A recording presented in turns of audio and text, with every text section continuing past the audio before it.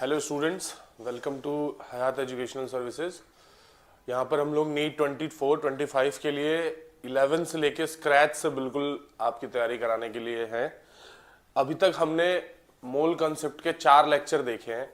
4 lecture के जो content है अपने, हमने मोल को कैसे डिराइव किया, मोल की वैल्यू किस काम में आता है, इस्तेमाल कैसे करना है, कन्वर्जन्स कैसे करने हैं, mole to mass, mass to volume, volume to number of particles, ये मोल ट्री तमाम तरह की चीजें हैं। फिर हमने मॉलिक्यूलर फार्मूला सीखा, एम्पिरिकल फार्मूला सीखा, मास परसेंटेज सीखा, कैसे एम्पिरिकल फार्मूला कैलकुलेट करते हैं वो सीखा। फिर हम आ गए थे कल की क्लास में स्टोइक्योमेट्री पर। ठीक है, तो उसी को थोड़ा सा क्विक रिवीजन देते हुए फिर हम स्टोइक्योमेट्रिक कैलकुलेशंस पे चलेंगे आगे। ठीक है, ध्यान से इसको देखिएगा। तो कल आपके लिए मैंने बोला था स्टोइक्योमेट्रिक कैलकुलेशंस, स्टोइक्योमेट्रिक कैलकुलेशंस। उसमें कुछ इंपॉर्टेंट पॉइंट बोले थे मैंने। पहला कि बैलेंस्ड केमिकल रिएक्शन में स्टोइक्योमेट्री ऑब्जर्व की जाती है, बैलेंस्ड केमिकल रिएक्शन। दूसरा, stoichiometry tells about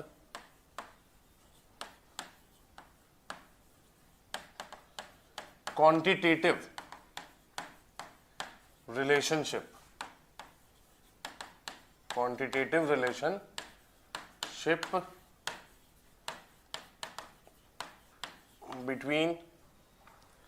between amount of product and reactant, amount of product and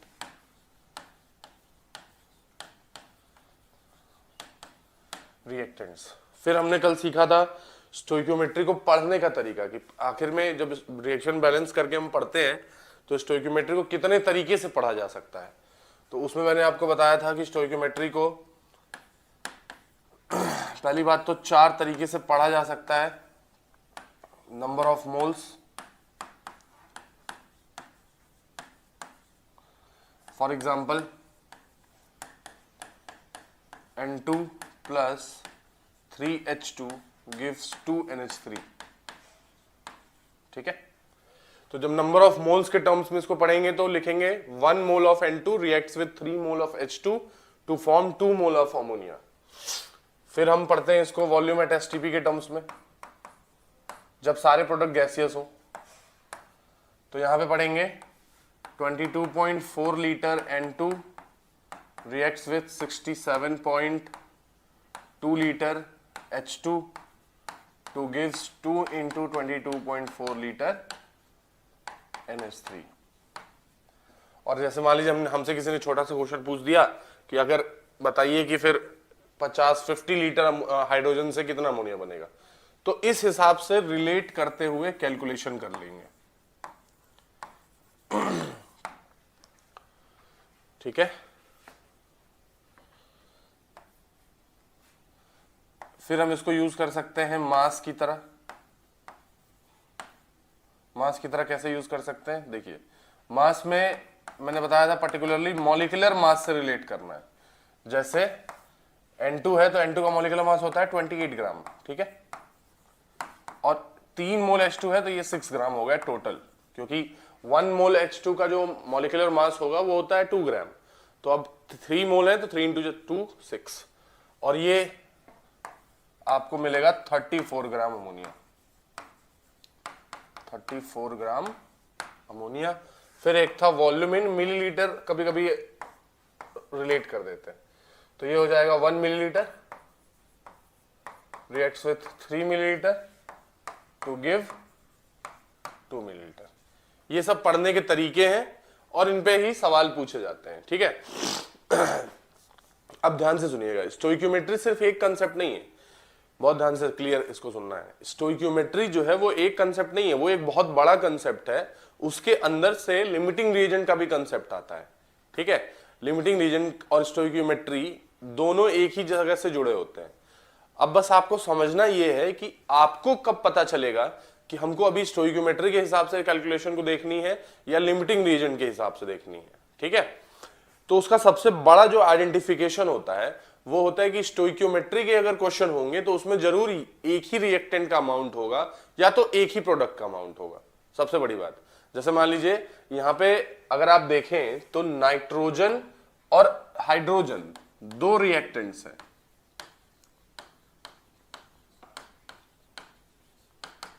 ठीक है ना। नाइट्रोजन और हाइड्रोजन दो रिएक्टेंट्स हैं, पर आपसे किसी ने मान लीजिए सवाल पूछा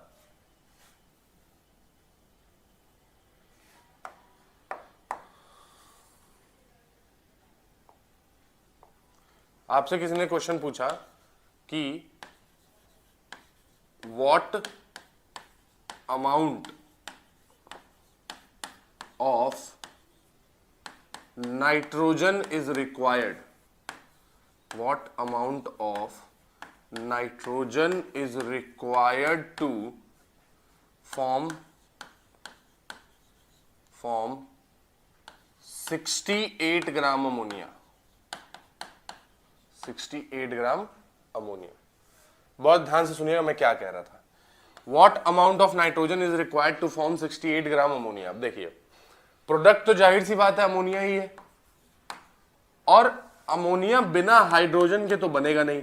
N2 plus 3H2 gives 2NH3। बड़े ध्यान से इसको सुनिएगा, मैं फिर से अब बोलने जा रहा हूं। जब भी हमें स्टोइकियोमेट्रिक कैलकुलेशंस के बारे में पूछा जाता है, किसके बारे में? स्टोइकियोमेट्रिक कैलकुलेशंस के बारे में, ठीक है। तो ध्यान रखना है आपको कि रिएक्टेंट रिएक्शन के अंदर चाहे कितने भी हो, पर हमें जरूर एक रिएक्टेंट से रिलेट किया गया होगा। जैसे इसी रिएक्शन में देखिए N2 प्लस 3H2 2NH3, दो रिएक्टेंट से एक प्रोडक्ट बन रहा है, पर हमें सिर्फ N2 के बारे में पूछा जा रहा है, यानी ये स्टोइकियोमेट्रिक कैलकुलेशन हुआ, ठीक है। ये एग्जांपल हुआ स्टोइकियोमेट्रिक कैलकुलेशन का।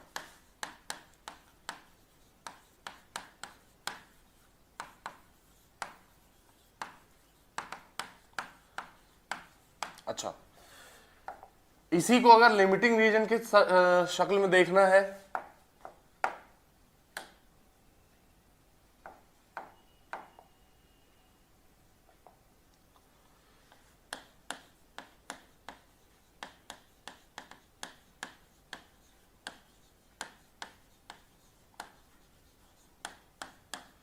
लिमिटिंग रिएजेंट और स्टोइकियोमेट्री का कंसेप्ट वैसे है बड़ा इंपॉर्टेंट, खासकर मोल कंसेप्ट के लिए। हालांकि मोल कंसेप्ट में से आपको अपने नीट या जेई जो भी है उस एग्जाम के अंदर बहुत सारे क्वेश्चन देखने को नहीं मिलेंगे, पर चूंकि चैप्टर के स्टार्ट में ही मैंने बताया था कि ये चैप्टर एक टूल की तरह काम करता है, जो कि हर चैप्टर में इंक्लूड होता है लगभग, तो इसलिए आप इसको सीखना जरूरी है। और क्वेश्चन भी आ सकता है इससे, कोई बहुत बड़ी बात तो है नहीं।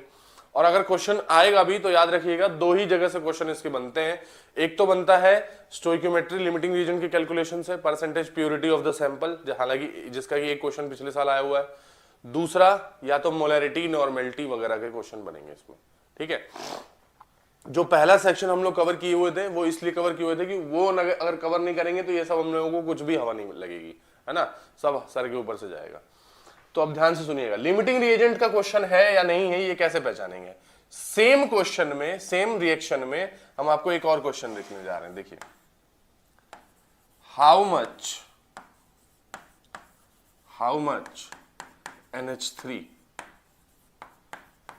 will be formed when 32 gram nitrogen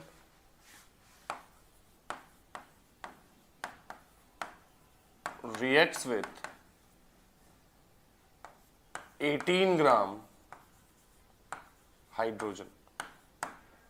देखिए, इस क्वेश्चन और इस क्वेश्चन में काफी डिफरेंस है। यहां पे एक reactant, one reactant to one product relate किया गया है, और यहां पे how much NH3 will be form from N2 भी है, H2 भी है, यानी reactant 1 plus reactant 2 gives product, और इन दोनों का अमाउंट दिया हुआ है, इसका भी अमाउंट दिया हुआ है और इसका भी अमाउंट दिया हुआ है।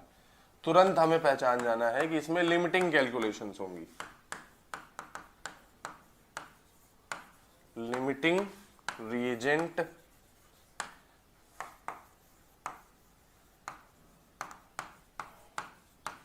कैलकुलेशंस। आई होप आपको डिफरेंस क्लियर हो रहा होगा। सेम रिएक्शन, देखिए केमिकल रिएक्शन तो कुछ भी हो सकती है ना नेचर में, तो किसी भी केमिकल रिएक्शन के लिए अगर एक से ज्यादा रिएक्टेंट है, मतलब एक से जो कोई प्रोडक्ट है जो एक से ज्यादा रिएक्टेंट से मिलके बन रहा है, और आपसे क्वेश्चन पूछा गया प्रोडक्ट के बारे में, लेकिन रिलेट सिर्फ एक ही रिएक्टेंट को किया गया है, जैसे कि यहां पे, तो वहां पे हम स्टोइकियोमेट्री का कैलकुलेशंस करते हैं।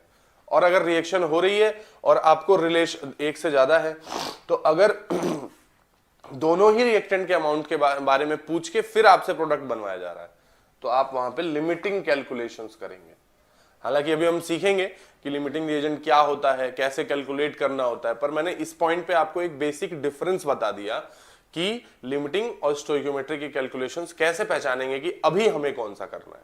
और ये पॉइंट अगर क्लियर हो गया तो फिर तो बाकी सब मैकेनिकल हो जाएगा, आपको देखना ही पड़ेगा बस खाली फॉर्मूले वगैरह और तमाम तरह की चीजें। तो आई होप ये चीज आपको क्लियर हो रही होगी, ठीक है। अच्छा, अब आते हैं सबसे इंपॉर्टेंट बात पे। अभी हम स्टोइकियोमेट्री पे ही हैं, पर यहां मैंने आपको डिफरेंस क्लियर कर दिया। अब आते हैं stoichiometry relationship. Stoichiometry relationships,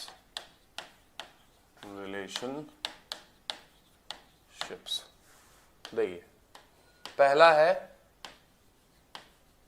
mass relationship,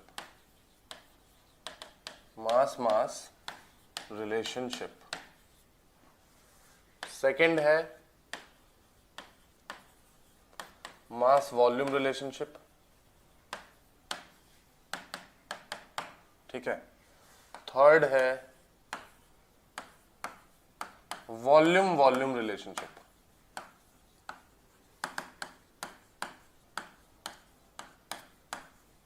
ठीक, अब देखिए रिलेशनशिप क्या है। मास रिलेशनशिप मतलब मास ऑफ रिएक्टेंट और प्रोडक्ट इज रिलेटेड, मतलब इस तरह के क्वेश्चंस में हो सकता है आपको रिएक्टेंट का मास देके ये पूछे कि प्रोडक्ट कितना बनेगा। जैसे कि ये वाला क्वेश्चन था, जैसे कि देखिए what amount of nitrogen is required to form 68 gram ammonia. तो प्रोडक्ट का मास देके इस क्वेश्चन के अंदर रिएक्टेंट का मास पूछा है, तो ये हो गया मास रिलेशनशिप। ऐसा भी कर सकता है कि रिएक्टेंट का मास देके प्रोडक्ट का मास पूछ दे, तो वो भी हो जाएगा mass relationship. Second, mass volume,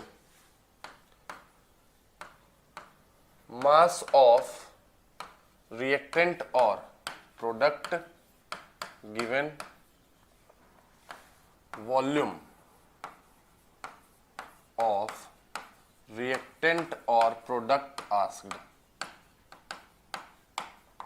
मतलब दोनों रिएक्टेंट या प्रोडक्ट दोनों में से किसी एक का मास दे देंगे और किसी एक का वॉल्यूम आपसे कैलकुलेट करने के लिए कह देंगे। अभी सब क्वेश्चंस करेंगे हम लोग। अच्छा, वॉल्यूम तो अपने नाम से ही क्लियर हो रहा है, वॉल्यूम देके वॉल्यूम पूछेंगे। वॉल्यूम ऑफ रिएक्टेंट या प्रोडक्ट गिवन, और उसी में से पूछ लेंगे कि रिएक्टेंट का वॉल्यूम कितना रिक्वायर्ड होगा बताओ, या प्रोडक्ट वॉल्यूम कितना होगा बताओ। ठीक है, तो ये तीन तरह की रिलेशनशिप स्टोइकियोमेट्री कैलकुलेशंस में करने को मिलती है। देखिए कैसे करना है नहीं करना है वो काम मैंने इजी करा दिया आपका। आप देख लीजिएगा किससे किसको रिलेट किया गया, पर क्वेश्चन पहचानना सबसे बड़ी इंपॉर्टेंट चीज है। सबसे बड़ी इंपॉर्टेंट चीज क्या है कि आप क्वेश्चन देख के पहचान लिए गए कि ये स्टोइकियोमेट्री का है और ये लिमिटिंग का है। तो हम अब इसको समझते हुए आगे चलते हुए कुछ न्यूमेरिकल प्रैक्टिस करेंगे जिसपे आपको थोड़ा क्लियर हो कि क्या है ये। ठीक है,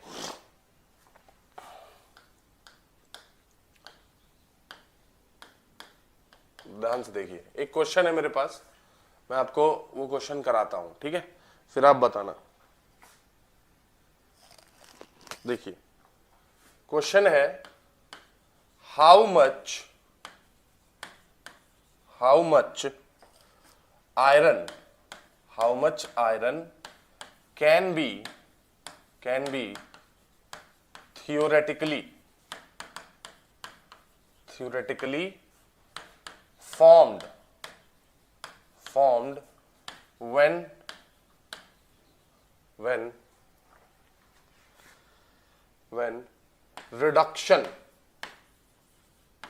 when reduction of 1 kg of Fe2O3 takes place।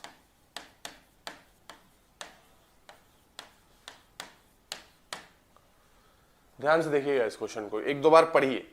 पूछ रहा है हाउ मच मतलब amount, iron can be theoretically formed, यानी iron formed is the product when reduction of 1 kg of Fe2O3, यानी ये रिएक्टेंट है, टेक्स प्लेस। ठीक है ना। तो देखिए वर्ड प्रॉब्लम है ये, तो इसके लिए पहले हमें केमिकल रिएक्शन लिखनी पड़ेगी। अब आपको एक चीज बता दूं मैं, फिजिकल केमिस्ट्री में भी इनऑर्गेनिक का मिक्स आता है। रिडक्शन का मतलब होता है हाइड्रोजन एडिशन, या इसको हम रिएक्शन विथ हाइड्रोजन भी कह सकते हैं, रिएक्शन विथ हाइड्रोजन। तो यानी अगली बार से कोई ऑक्साइड हो, कोई कंपाउंड हो जिसके लिए रिडक्शन लिखा हो फिजिकल केमिस्ट्री क्वेश्चन में, तो आप समझ जाइएगा कि उसका रिएक्शन हाइड्रोजन के साथ कराना है। ठीक है, अब हम इस रिएक्शन को जरा लिखते हैं, इक्वेशन। इक्वेशन जैसे ही लिखा तो ये हो जाएगा आपका Fe2O3 प्लस H2। देख के पता चल रहा है कि उसने बोल रखा है ऑलरेडी कि आयरन बन रहा है, यानी सॉलिड। अब बाकी जो बचा H और O है तो वो तो मिलके क्या ही बनाएगा, H2O। पर मैंने आपको सबसे इंपॉर्टेंट बात ये बोली थी कि स्टोइकियोमेट्रिक कैलकुलेशंस करने से पहले रिएक्शन का बैलेंस होना बहुत जरूरी है। तो most important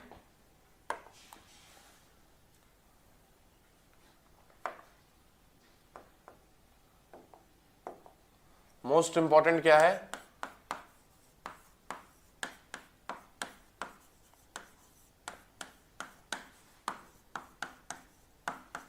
check for balancing. Check for balancing. तो हम देखते हैं जरा, यहां 2Fe है, Fe2 है, यहां सिंगल Fe है, यानी इसको तो 2 करना पड़ेगा। अच्छा, यहां ऑक्सीजन 3 है, यहां ऑक्सीजन 1 है, तो यहां पे भी हमको 3H2O करना पड़ेगा। अब जैसे ही यहां 3 ऑक्सीजन है, यहां 3, ये देखिए ये 3 और ये O, 3 ऑक्सीजन हुए तो हाइड्रोजन इम्बैलेंस हो गया। 3 2 जा 6 हाइड्रोजन यहां यही है, तो यानी यहां लगाएंगे 3। ठीक है, इसको थोड़ा और अच्छे से लिख लेते हैं थोड़ा।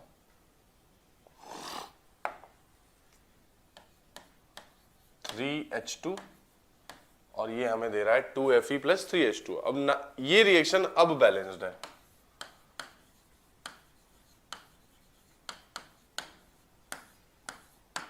ठीक, अब हम अपनी कैलकुलेशन शुरू कर सकते हैं। बहुत ध्यान से सुनिएगा क्या बोल रहा है। कह रहा है how much iron can be theoretically formed when reaction of 1 kg। 1 kg question के अंदर kg में आ गया, kg यानी ये मास रिलेशनशिप है, मास। ठीक है, तो हम पहले इसको लिखेंगे ना, इसको लिख के पहले पढ़ते हैं कि मैंने आपको स्टोइकियोमेट्री पढ़ने का तरीका बताया था।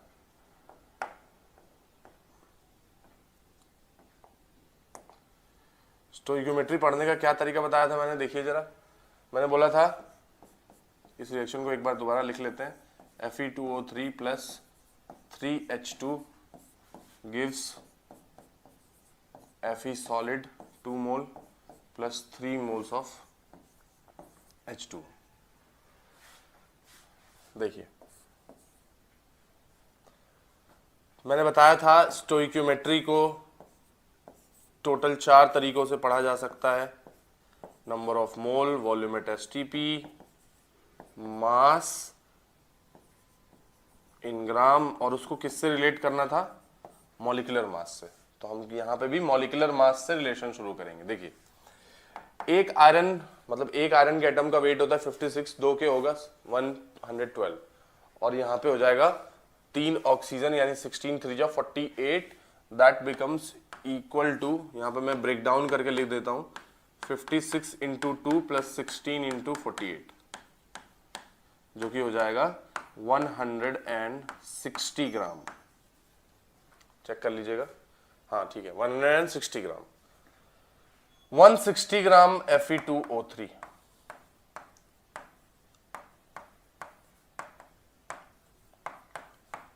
reacts with 3 मोल H2 यानी 6 gram hydrogen to produce 2 mole iron है यानी 112 ग्राम आयरन सॉलिड। ये हो गया पढ़ने का तरीका। देखिए अब आप सवाल पूछेंगे कि यार तुमने ये क्यों करा कि मास से रिलेट कर दिया, है ना? क्योंकि भाई क्वेश्चन के अंदर भी हमें मास पे ही पूछा है, how much iron can be theoretically form when reaction of 1 kg of. तो अगर वहीं मान लीजिए क्वेश्चन ये होता कि how much iron will be theoretically form when 58 point something mole is there, तो हम फिर मोल और मोल रिलेट करके पढ़ते। यहाँ पे मास और मास दिया था इसलिए हमने मास और मास को रिलेट कर दिया। ठीक है, अब हमारे लिए कैलकुलेशंस बिल्कुल इजी हो जाएंगे। देखिए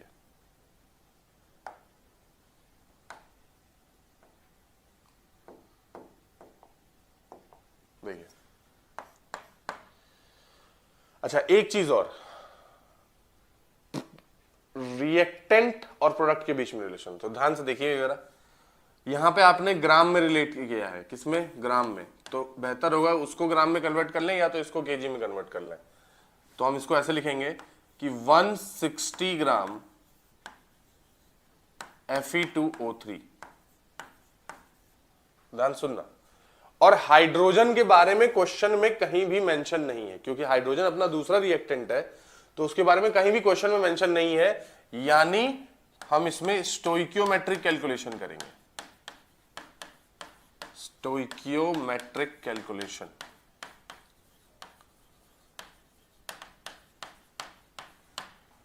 वहीं अगर हाइड्रोजन का भी कोई अमाउंट मेंशन होता, जैसे कि 1 kg of Fe2O3 reacts with मान लीजिए 50 ग्राम ऑफ हाइड्रोजन, तो वो क्वेश्चन फिर लिमिटिंग का हो जाता। ये फर्क समझना है हमको। अब यहां पे हम रिलेट कर लेंगे 156 ग्राम Fe2O3 फॉर्म्स 112 ग्राम आयरन। ठीक है, तो यहां तो उन्होंने हमसे 1 kg दिया है यानी 1000 ग्राम, 1000 ग्राम Fe2O3 विल फॉर्म, तो कितना? 112 अपॉन 160 इंटू 1000। ठीक है, ये हो जाएगा 16 7 जा, और ये आ जाएगा आंसर आपका 700 gram iron produced. 700 gram iron produced. I hope ये कैलकुलेशन आपको समझ में आई होगी। फर्क बस इतना है कि स्टोइकियोमेट्री के लिए जब पूछा जाएगा सवाल तो उसमें एक रिएक्टेंट का अमाउंट मेंशन होगा, और जब लिमिटिंग के लिए पूछा जाएगा तो उसमें दोनों अमाउंट रिएक्टेंट का प्रोड्यूस होगा। ठीक है, तो कुछ आज बेसिकली अपना स्टोइकियोमेट्री कंसेप्ट पे न्यूमेरिकल प्रैक्टिस ही करना है हमको, क्योंकि ये काफी इंपॉर्टेंट सेक्शंस में से एक है। ठीक है, तो इसको आपको समझना तो पड़ेगा ही। तो इसके कैलकुलेशंस करेंगे अभी हम, और आगे चलते हैं अब नेक्स्ट क्वेश्चंस की तरफ। ठीक है, तो अब इसमें एक नेक्स्ट क्वेश्चन देखते हैं,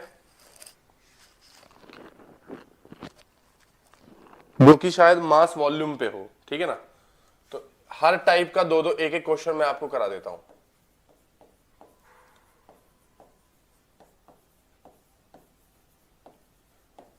मास वॉल्यूम। ठीक है, तो मास वॉल्यूम का एक क्वेश्चन है कि for complete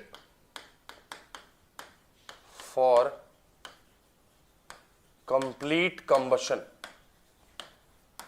for complete combustion of 3 gram ethane, 3 gram ethane, the required volume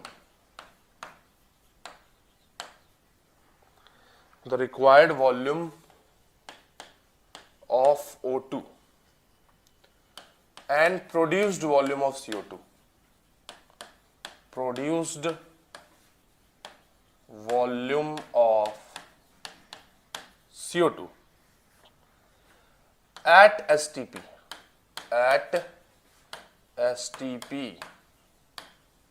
will be, ध्यान से सुनिएगा, बिल्कुल ध्यान से सुनिएगा। हमसे क्या कह रहा है? मास वॉल्यूम, मतलब अब हम मास तो कर लिए, अब हम मास वॉल्यूम वाले क्वेश्चंस की तरफ है। क्वेश्चन पढ़िए, for the complete combustion of 3 gram ethane required volume of O2 and produced volume of CO2, यानी O2 जो है वो अपना दूसरा रिएक्टेंट है और प्रोड्यूस्ड वॉल्यूम ऑफ CO2, तो CO2 अपना प्रोडक्ट है। अब ध्यान से सुनिएगा, यहां पे इथेन है और कंबशन है। क्या है? Combustion.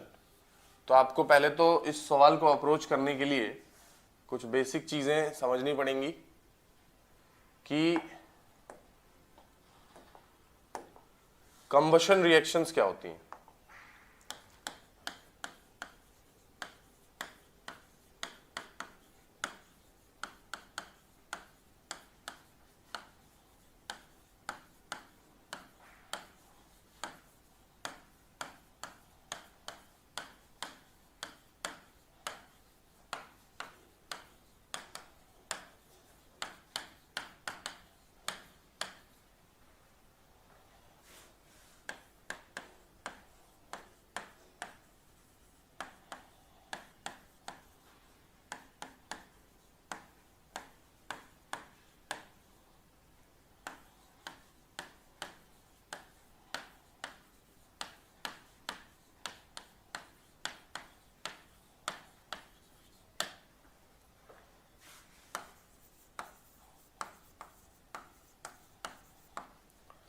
When a hydrocarbon reacts with O2 to produce CO2 plus H2 and a large amount of heat is released, यानी रिएक्शन का टाइप जो है वो एक्सोथर्मिक है, exothermic, delta H is equal to negative. ठीक है, तो हम पहले क्वेश्चन, अच्छा एक बात और देखिए, क्वेश्चन के अंदर अभी भी सिर्फ एक ही रिएक्टेंट का अमाउंट दिया हुआ है, इथेन, उसके अलावा किसी का भी अमाउंट मेंशन नहीं है, यानी ये क्वेश्चन फिर से स्टोइक्योमेट्रिक कैलकुलेशंस में से है। ठीक है, तो हम पहले स्टोइक्योमेट्रिक कैलकुलेशन के लिए एक स्केलेटन इक्वेशन लिख लेंगे।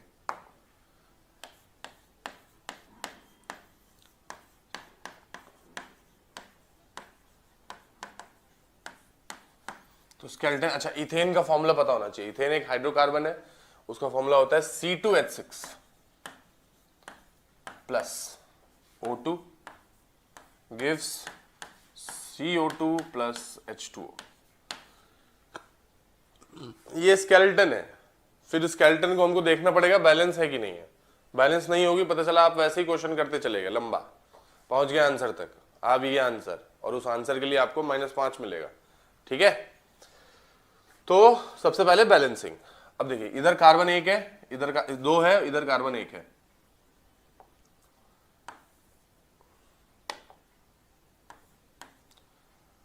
ठीक, तो जाहिर सी बात है इसको बैलेंस करना पड़ेगा, तो यहां लगा देंगे 2। अब हाइड्रोजन देख लेते हैं, यहां 6 है, इधर 2 है, तो पहले हाइड्रोजन बैलेंस कर लेते हैं। 3 2 जा 6, 2 कार्बन 2 कार्बन, हाइड्रोजन 6, हाइड्रोजन 6। ठीक है, अब आते हैं ऑक्सीजन पे।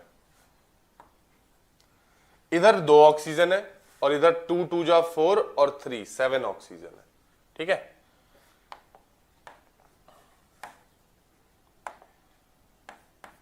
देखिए इधर 2 है और इधर 2 2 जा 4 और 3, ये 3 और ये 2 2 जा 4, तो 7 ऑक्सीजन है और इधर 2 ऑक्सीजन है। तो हम पता क्या कर सकते हैं, हम कर सकते हैं इसको लिख सकते हैं 7/2, बड़े आराम से सुन लीजिए, 7/2 है ना। 7/2 करके अब ये देखिए ये 2 आपस में कैंसिल होता है तो ये 7O बचता है, 7 ऑक्सीजन बचता है, 7 ऑक्सीजन इधर, तो अब हमारी ये रिएक्शन बैलेंस हुई। ठीक है, मान लीजिए कि किसी को ये पसंद नहीं आ रहा है कि अरे यार फ्रैक्शन में क्यों आ रहा है, तो तुम्हें कुछ नहीं करना है, डिनोमिनेटर से पूरे रिएक्शन को मल्टीप्लाई कर दीजिए। ठीक है, तो देखिए क्या हो जाएगा, ये हो जाएगा 2 मोल C2H6 plus 7 oxygen plus sorry gives 4 CO2 gives 6 H2O।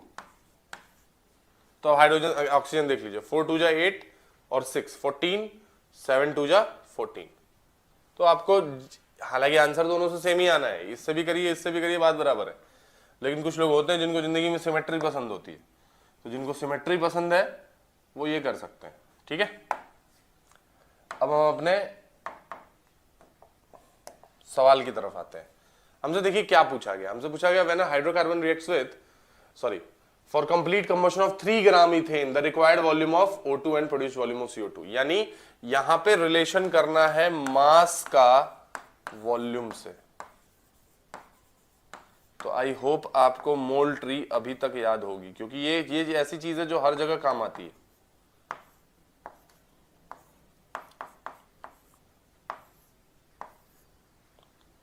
यानी हमें मास का रिलेशन करना है वॉल्यूम से, ये सेक्शन, यानी ये पूरा सेक्शन टारगेट होगा। ठीक है, तो देखते हैं पहले। देखिए ये 2C2H6 है। देखिए अब इसको ना थोड़ा अच्छे से समझिएगा। हम ना इसको ऐसे पढ़ेंगे कि मास से पढ़ते हुए वॉल्यूम में घुस जाएंगे। अच्छा, दूसरी चीज, ये CO2 H2O वगैरह ये सब गैसियस है, तभी हमसे वॉल्यूम पूछा जा रहा है। तो हम सुनिए, पढ़ने का तरीका क्या होगा, पढ़ने का तरीका ये होगा कि हम मास पढ़ते हुए वॉल्यूम में घुस जाएंगे, मोल दिमाग में बैकग्राउंड में रख के। कैसे, ये देखिए C2H6 का कितना मोल है, यहां पे 2 मोल। ऑक्सीजन का कितना मोल है, 7 मोल।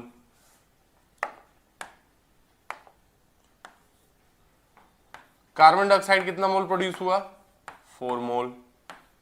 और ये प्रोड्यूस हुआ 6 मोल। तो हमसे इसके बारे में जानकारी तो मांगी नहीं गई, तो हम बस इसको और इसको रिलेट करेंगे, इसको छोड़ देंगे। ठीक है, ध्यान से सुनिएगा।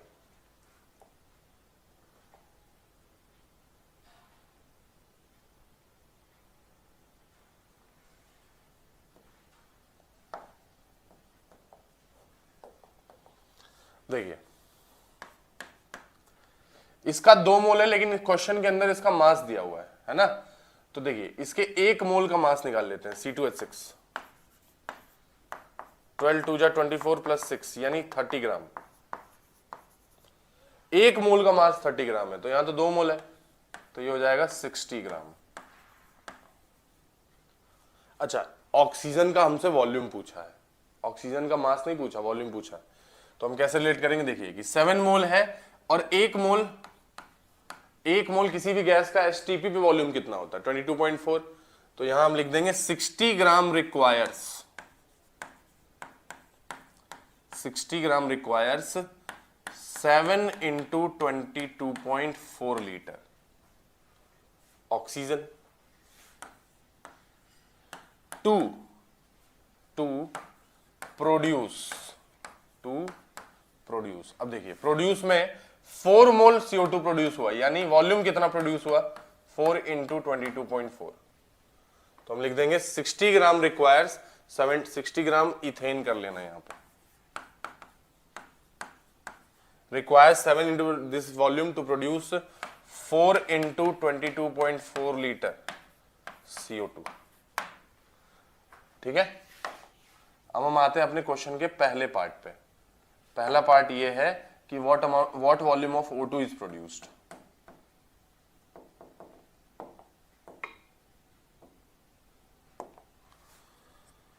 तो पहला पार्ट है volume of O2, volume of O2 कितना, देखो तो क्वेश्चन में हमें साफ साफ दिख रहा है कि 60 ग्राम C2H6 require 7 into 22.4 litre O2।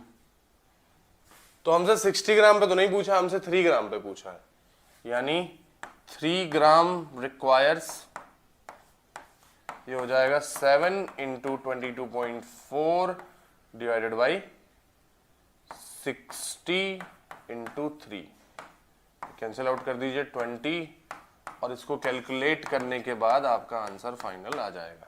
ठीक है, कैलकुलेशन हम कर सकते हैं, ऐसा क्या है, करना हो तो कर लीजिए। ये समथिंग अराउंड 5 तो नहीं, 20 बन जाए 20, और ये आएगा समथिंग अराउंड 9.6 या 10.6 लीटर आएगा इसका आंसर। ठीक है, हाँ सही है, यानी ये देख लीजिए आप। ठीक है ना, तो ये आंसर आपका आ जाएगा लगभग आ जाएगा 8 के करीब। चलिए कर ही देते हैं, 20 बन जा, ये बचेगा फिर 1 7 4 7 2, ये आ जाएगा लगभग, मेरे हिसाब से आना चाहिए 7.85 या 84 लीटर। ठीक है, तो आई होप आपको प्रोसीजर समझ में आया होगा पूरा, कैसे मास को रिलेट कर दिया वॉल्यूम से। तो इसको एक दो बार और पढ़ेंगे ना, तो आपको थोड़ा एक दो बार और वीडियो को देखेंगे या फिर आप थोड़ा बैक करके देखेंगे, डबल उस पे फोकस करिए, तो आपको समझ में आ जाएगा कि हाँ आखिर किया क्या जा रहा है, ये चाहिए उसमें रिलेट कर दिए। ठीक, सेकेंड पार्ट पे आते हैं अब अपने।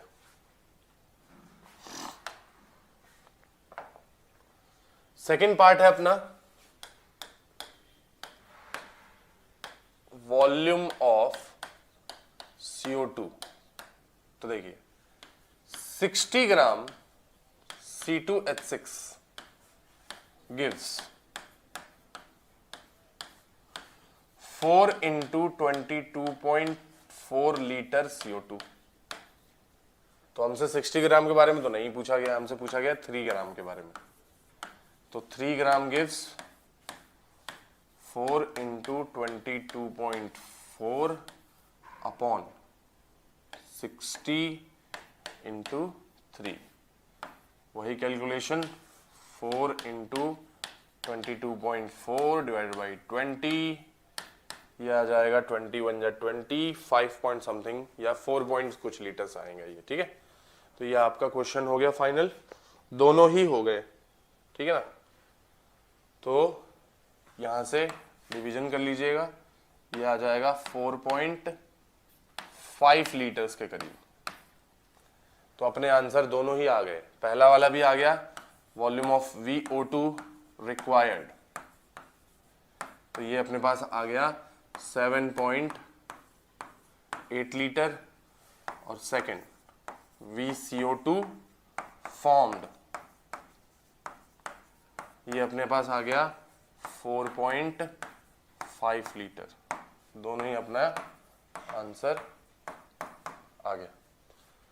तो आई होप आपको ये समझ में आया होगा कि कैसे मास से वॉल्यूम को रिलेट कर दिया। ठीक है, अब हम एक आखिरी क्वेश्चन कर लेते हैं वॉल्यूम वॉल्यूम टू वॉल्यूम का। ठीक है ना,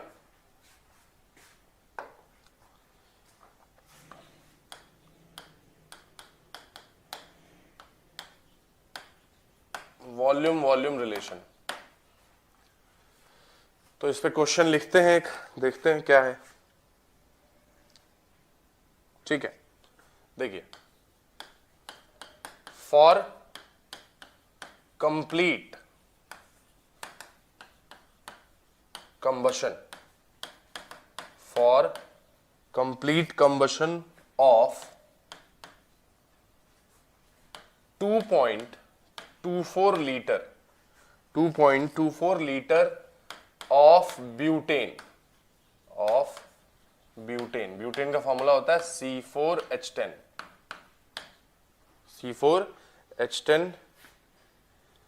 the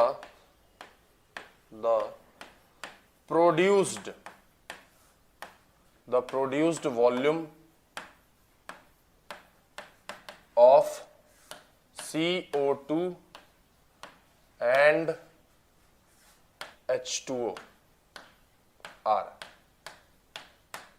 ठीक है, फिर से क्वेश्चन को पढ़िए।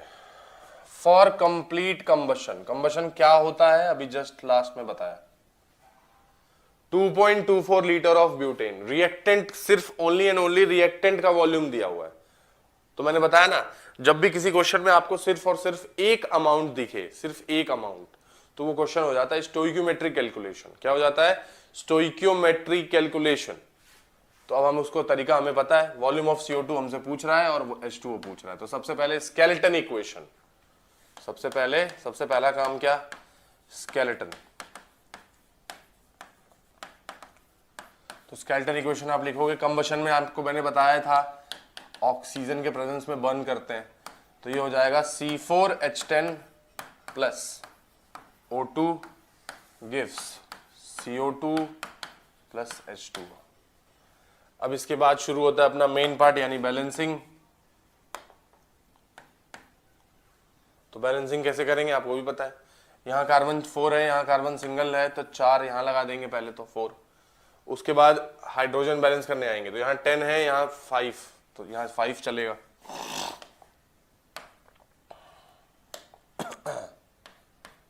यहाँ 5 चलेगा। अब ऑक्सीजन की बारी, तो यहाँ ऑक्सीजन 2 है, यहाँ ऑक्सीजन 4 2 8 और 5 13 है। तो जाहिर सी बात है अपना पुराना तरीका यहाँ पे 13/2। अब फिर से वही लोग जिनको जीवन में सिमेट्री ज्यादा पसंद है, तो divide the equation by, multiply the equation by 2, new equation आ जाएगी 2C4H10 plus 13O2 gives 8 mole of CO2 plus 10 mole of H2। ठीक है, दोनों में से जो सही लगे उसको इस्तेमाल करिए, आंसर सेम ही आना है, कोई फर्क नहीं पड़ने वाला। अब जरा हम यहां आते हैं। देखिए, इस बार क्वेश्चन में हमें वॉल्यूम दे दिया, तो हमें चीजों को, अच्छा सबसे बड़ी बात, वॉल्यूम देके वॉल्यूम ही पूछा है, तो हम वॉल्यूम के फॉर्म में ही पढ़ लेते हैं, है ना। जैसे ध्यान से देखिए, यहां पे 2 मोल ऑफ C4H10 है, यानी 2 इंटू 22.4 लीटर, ठीक है, रिएक्ट्स विथ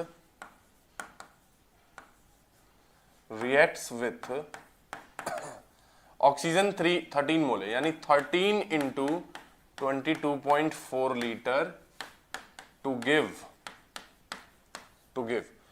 8 CO2 प्रोड्यूस हो रहा है, यानी 8 इंटू 22.4 लीटर एंड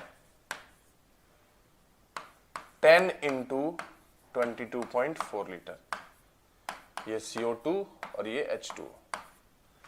अब हमसे ऑक्सीजन के बारे में कोई जानकारी तो मांगी गई नहीं गई है, तो इसको क्रॉस कर देंगे, ठीक है, और रिलेट कर लेंगे। अब ध्यान से सुनिएगा। यहां से लिख सकते हैं कि 44.8 लीटर C4H10 gives, आ गया वो, 8 इंटू 22.4 लीटर CO2। तो हमसे क्वेश्चन 44.8 लीटर पे नहीं पूछा गया, हमसे पूछा गया है 2.24 लीटर पे। तो ये हो जाएगा 8 इंटू 22.4 डिवाइडेड बाई 44.8 इंटू 2.24, ठीक है। उसी तरह से जब हमसे, ये तो फर्स्ट पार्ट है यानी CO2 कितना, ठीक है, सेकेंड पार्ट है H2O के लिए। तो अब इसी चीज को हम H2O के लिए रिलेट करेंगे। देखिए 44.8 लीटर से 10 इंटू 22.4 लीटर प्रोड्यूस हो रहा है, तो हम लिखेंगे 44.8 litre C4H10 gives 10 into 22.4 litre. तो हमसे तो पूछा गया है 2.24 में, 10 इंटू 22.4 डिवाइडेड बाई 44.8 इंटू 2.24, ये आपका आंसर इस पार्ट का, ये आंसर पहले पार्ट का। कैलकुलेशंस आप देख सकते हैं, खुद भी कर सकते हैं। 22.4 डायरेक्टली 2 टाइम्स में ये कटेगा, डायरेक्टली 2 टाइम्स में ये कट जाएगा, फिर ये 2 4 जा, यानी इसका आंसर हो जाएगा 4 इंटू 2.24, 24 4 जा 96, 4 2 जा 8, ये समथिंग 9.6 लीटर के करीब आएगा। इसको कैलकुलेट करेंगे 2 टाइम्स 5 टाइम्स 5 इंटू 2.24, 24 5 जा होता है आपका 120, ठीक है, और 5 2 जा 10, तो 1.2 यानी 11.2 लीटर, ये आंसर आएगा 11.2 और वो आएगा समथिंग 9.6। तो आज हमने स्टोइकियोमेट्री की सारी कैलकुलेशंस कंप्लीट कर दी, ठीक है। मास भी पढ़ लिया, मास वॉल्यूम भी पढ़ लिया, वॉल्यूम भी पढ़ लिया, क्या बेसिक फर्क है दोनों में, स्टोइकियोमेट्री और लिमिटिंग में, कैसे पहचानेंगे कि क्वेश्चन लिमिट